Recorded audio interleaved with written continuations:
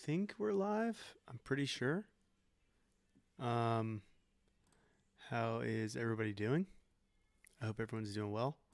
I am going over the best beginner bikes for 2023.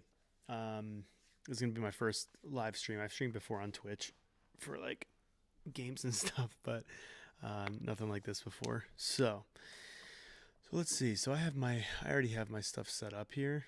So what I'm gonna do is go over some of the research I did beforehand. So one of the best things I would say for a beginner bike, you have the 300 class, right? Which is like the full size bikes, but only 300 cc's. Then you have like the mini bikes, kind of like the Grom, the little Kawasaki Z125. Um, there's a bunch of different ones that they have, but let's see here. I'm gonna go to one sec.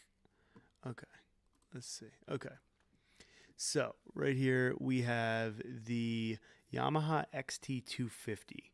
So this is good if you're looking for like. It depends on what you want to do when you're going with a beginner bike. So some people, if you want a cruiser, I would say go with like maybe a Harley Sportster or even like those 500s that they came out with. Those are getting really popular. Um, if you want to go like that route, like the cruiser route, like, but if you want to go more like kind of how I do is like you want to have fun, maybe do a little bit of trail riding, maybe like you want to do like more adventurous kind of riding, you have like so many options available. I mean, you have the WR250X, which I don't know if they still make that. Let me see here. WR250X. The WR250X is just such a sweet motorcycle. So it's 250. It's pretty much just a street legal supermoto. Supermotos are like the best. When you go with the 250, this is probably like the slowest one you can get. The DRZ 400s are a little bit more power, a little bit heavier, but you can wheelie them like crazy if that's what you want to do. I mean, that I would say is like if you want a beginner bike, it's a good beginner bike.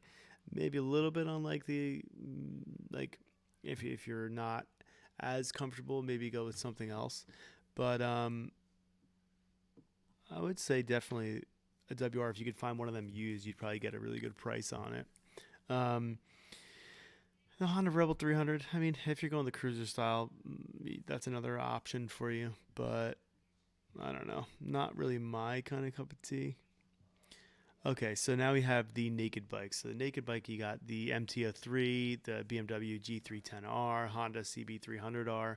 Those are all pretty similar. And now the cool thing about them is when you get comfortable on those bikes, like the MT-03, the BMW Beamer, the Honda, all of those, you can just hop up to like the MT-07 or MT-09. Like you can progressively, the more advanced you become, the better like you can upgrade, which is cool.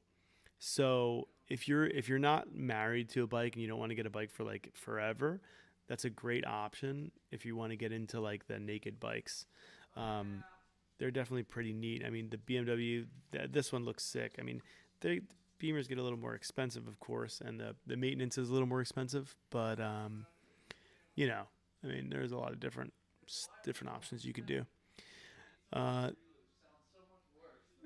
then you got the CB 300R. I like these a lot. So there's a CB 1000, which that thing it looks pretty much the same as that, but it's disgusting. Like I looked at I saw it in person at the auctions. So nice. Then you got the CRF, which is cool. KLX 300, CRF 300, they're all like the same.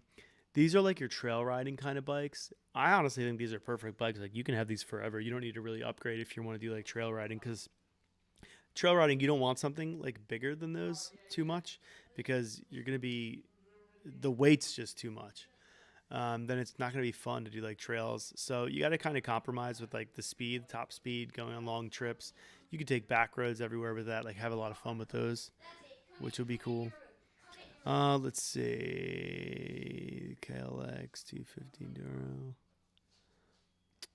And then you have the little bikes like you got the Monkey, the Grom, TNT 135, Z125 Pro. These are all like your smaller bikes. Um, they're fun. Like I wouldn't get them. Maybe if you're a commuter or city person and you want something small. The cons about these bikes is they're they're easy to steal. Like people take them all the time. Like if you don't have like a place to put this, you could literally just pick this thing up. So people steal these all the time. That's the only downfall I would say. Other than like, if you're a big dude, like you're not gonna it doesn't really have the power. I mean, these don't go, their top speeds maybe like around 70, 60, 70. I had a Honda Grom, not the new one they added another gear, but it's still, I think, around the same top speed. But it all depends really on what you're looking for. Like if you're looking for a small commuter and you want to pay like $2 to $3 in gas, I mean that's it. You get like 100 miles per like gallon on those.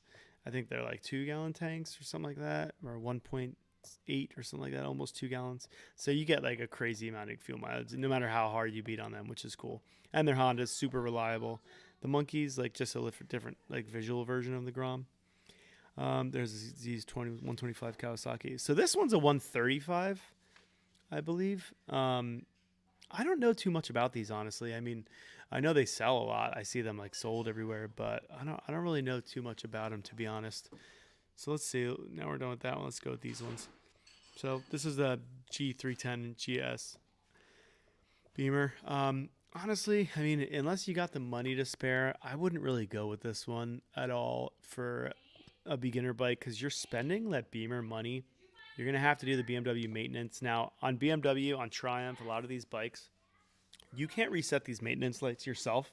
So if you're going to do any work, you're just going to have to like sit on that maintenance light staying on and just accept it, unless you want to take it to a dealer and pay however much money and go with the time. So there's a lot of different things you can do to get, around that just by not picking up one of these. Then you have the 2023 BMW G310R. So this is like pretty much the same one, a little bit different. I mean, this is more of a touring version. This is like a little more of a naked bike. I would say that, I mean, they're not that bad. It's only $5,000, so I can't. I'm on live on YouTube. So no. Sorry, everyone's usually quiet in my house, but then everyone decides to yell and scream when I'm trying to do stuff. Okay, then you have the Honda 300R. I mean, dude, these are so sick. I think they're so cool looking. One of the best looking bikes. The ergonomics is really nice. Like, I sat on it. It feels comfortable. The screen's super awesome. TFT display. Like, it's really awesome. Let's see. And then the Rebel again. Here's the Grom. So I love the new Grom. So what they did in the beginning, I'll show you a picture of it. So the first Grom they came out with, right? Honda Grom first gen. So the first gen was pretty similar to the new one. Let's see. Okay, here's the first one. So this is the first one. So that's not really a good picture. That's like modded. Let me find like an actual first gen. It's so hard to find them now that like they're. I should just type in like Honda Grom 2000. Okay, here's the first gen right here. So you got the flat seat. This is like a little modded, but still flat bench seat, super comfortable. You can move around on it. This is how it is. This guy swapped it with pro taper bars and a little exhaust to other stuff, but you get the idea. Then they came out with the second gen, right? Second gen, there was halogen light and everything. This guy has the small. I mean, he doesn't have like the ugly lights on it as the stock one, but here's the second gen. Second gen has LEDs. They changed the seat to like a step-up seat. Now, everyone really disliked this because when they went to this seat, you couldn't slide back and sit on it. Like, it was just a pain and it wasn't comfortable. So what they wound up doing was actually listening to everybody, changing it, keeping the LED, going back to like the retro style for it. And it actually wound up being like the biggest hit ever. I mean, it's so sick. So let me show you the new one. It's funny, like you type in first gen, it still has like the new ones on here. So here's the new one. This is like my favorite color scheme too. Let me move this over so you could see it. I just realized. Sorry. Okay, so here you go. So, I mean, these are so cool.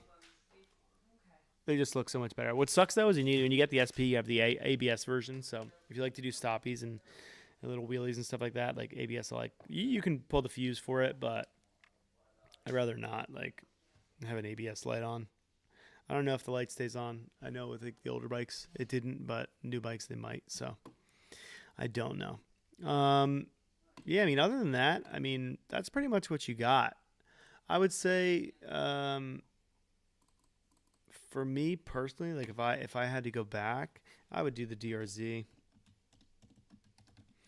So the DRZ hasn't changed in forever, which means the parts are easy, they're cheap, they're not too expensive. Like they're pretty awesome. And they're good. Like you can keep this bike forever. You can ride this, do some trail, well, not really trail riding, but you can kind of like mess around, do wheelies, drop it. Parts are cheap. Everything's cheap on it. Reliable. They last forever. I've seen videos. If you follow Moto Bro, this dude has like, I don't even know how many miles on his, and he like literally rides the thing on one wheel forever. So some bikes you have to keep in mind when you start wheeling and like sitting back and you get better at wheelies. The oil doesn't really get where it needs to get from the bike sitting up. So some people can have issues. Like Ducatis used to have issues with that, with like oil leaking into the airbox when you're wheeling for too long. But don't have to worry about that with the Hondas. Some other bikes, it can mess with something, but most of the time you're okay. But yeah, I mean, that's about it. So yeah, I mean, any other recommendations? I mean, we'll go over a next one. Like I'm gonna say like probably the 600 series bikes. Like the leader bikes aren't really my thing. I mean, they're cool, they're fun, but we'll go over that next, and then go from there. Just see whatever you guys want to do, and then yeah, and that'll be cool. So thanks for chilling. All right, peace.